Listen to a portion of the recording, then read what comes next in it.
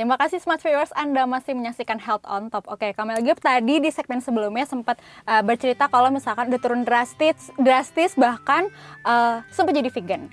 Nah, sebetulnya ketika menjalani di 3 bulan awal itu sebetulnya pola makan seperti apa? Kan kalau olahraganya udah Muay Thai berapa bulan kan tadi kan. Terus Iya, kalau betul. untuk pola makannya sendiri apa sih yang pertama kali diubah gitu? Langkah-langkah Sebenarnya untuk pola makannya sendiri seperti apa? iya betul. Sebenarnya tuh waktu itu cuman iseng doang, mau coba jadi vegan. Cocok nggak ya di aku? Karena banyak yang bilang yang namanya vegan itu kamu akan lebih kuat rasanya. Tapi itu cocok-cocokan. Jadi nggak semua orang bisa cocok menjalani diet yang seperti itu. Nah, aku akhirnya coba dengan ya namanya vegan ya, semuanya sayur-sayuran. Pun kalau misalnya proteinnya yaitu tadi kayak tempe, tahu dan segala macam kacang-kacangan. Sebenarnya kamu mau diet apapun itu, ini ngomongin diet apapun ya, mau vegan, vegetarian atau apapun itu, yang penting makronutriennya tepat, ya kamu pasti bisa turun apa ya, kalau misalnya tujuannya pengen fat loss, ya itu akan mudah tercapai kalau makronutriennya tuh benar. Sebenarnya kayak gitu. Pada saat itu aku masih nggak tahu sama sekali apa itu makronutrien dan juga mikronutrien kayak gitu. Padahal itu kan cukup penting ya, itu kan ilmu dasar sebenarnya. Pada saat itu cuma ngawur-ngawur doang kok, kayak coba-coba doang. Tapi dalam waktu 3 bulan itu, karena waktu yang cukup untuk mengetahui tubuh ini cocok gak sih sama si vegan, dan di aku itu cocok banget karena jadi kuat banget seharian, energinya tuh malah ngerasa berlebihan kali. Jadi kayak udah kerja aku kerjanya waktu 3 bulan itu tuh masuknya tengah malam, pulang jam 7 pagi. Nah, biasanya kan kalau misalnya aku nggak vegan, masih makan daging apa segala macam tuh lebih lemes daripada ketika aku diet vegan seperti itu. Nah, terus semakin kesini, ya akhirnya mencoba untuk baca-baca lah, terutama ilmu gizi sih, karena ilmu gizi kan cukup penting. Nah, di situ aku akhirnya belajar, oh ternyata kalau tujuannya fat loss, bukan turun berat badan ya, tapi fat loss, jadi mengurangi lemak, ya kamu ternyata harus defisit kalori kayak gitu. Nah, ilmunya bisa defisit kalori kayak gimana? Ya coba kurangin deh yang ada fatnya dulu. Jadi makronutriennya itu kan ada karbohidrat, protein, dan juga fat-fatnya dikurangin nih. Karena aku selama ini fatnya gede banget, suka banget aku makan goreng-gorengan loh. Oh sama, itu sama, relate itu. Tapi proteinnya suka kurang kayak gitu.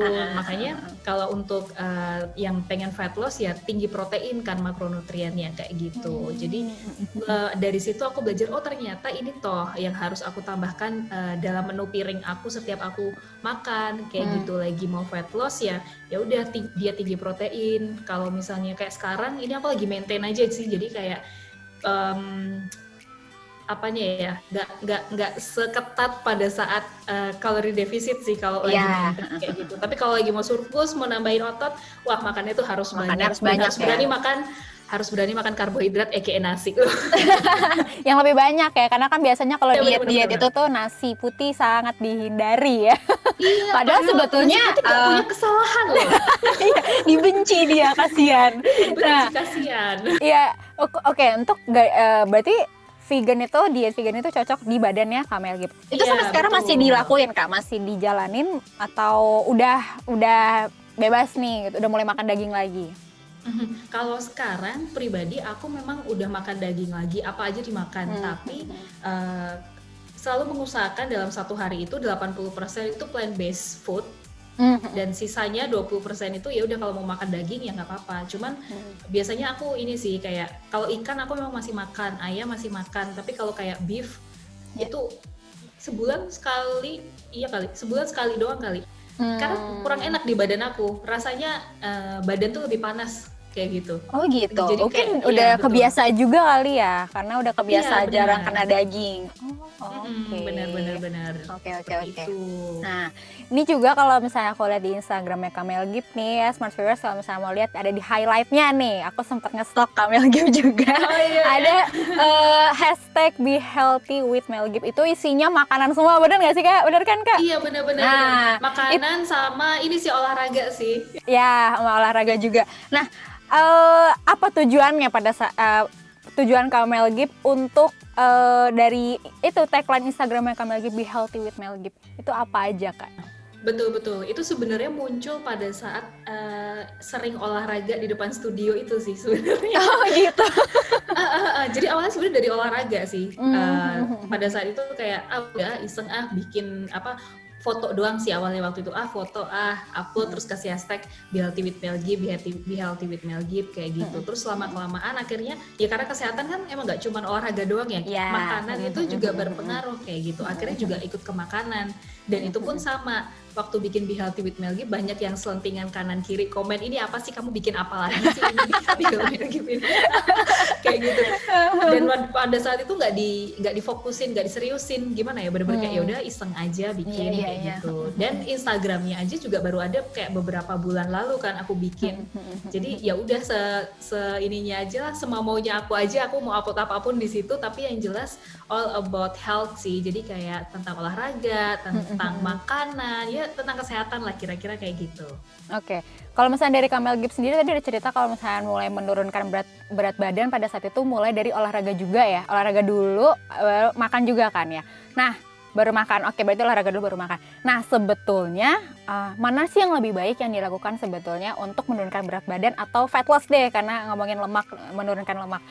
Itu apakah makanan dulu atau mulai olahraga? Nah ini nih, bingung nih. Betul.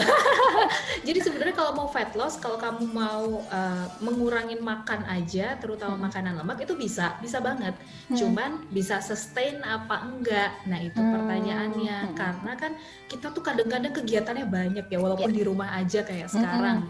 Mungkin rumah kita tingkat, jadi kayak kita harus naik turun tangga, kita harus cuci baju apa segala macam. Nah itu kan banyak kegiatan yang kita lakukan. Waktu kamu misalnya mengurangi makan tapi nggak olahraga sama sekali, itu rasanya kayak gimana sih? Kayak aduh gue masih pengen makan ini deh, Iya.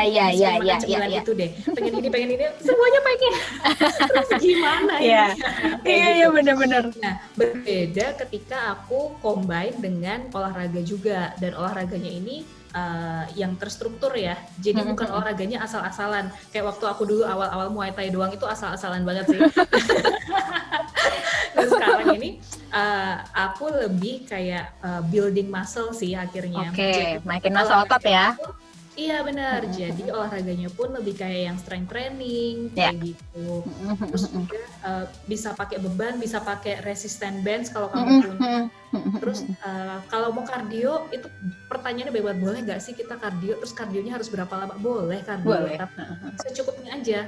Karena strength training itu gerakannya pelan-pelan, berat gitu kan soalnya kan. Tapi capek juga kok habis itu. Gitu. Dan makannya juga kamu harus lihat lagi nih. Makannya juga harus dilihatin, makronutrisinya itu harus dilihatin lagi, proteinnya nih terutama, karena kebanyakan makanan di Indonesia tuh proteinnya rendah banget sebenarnya. Protein rendah lebih naik kalorinya ya. Iya, karbo, sorry maksud aku karbo. Kalau enggak lemaknya. Oh iya, benar-benar. Jadi oh iya ya, ternyata selama ini yang aku makan tuh kayak gini, kayak gitu. Oke, jadi udah ngomongin makanan, nanti akan ngomongin ke olahraganya, karena di Instagramnya juga Kamel Gib itu ngajar, oke? Nanti aku mau bahas. Jadi Smart Viewers jangan kemana-mana, tetaplah di Health on Top.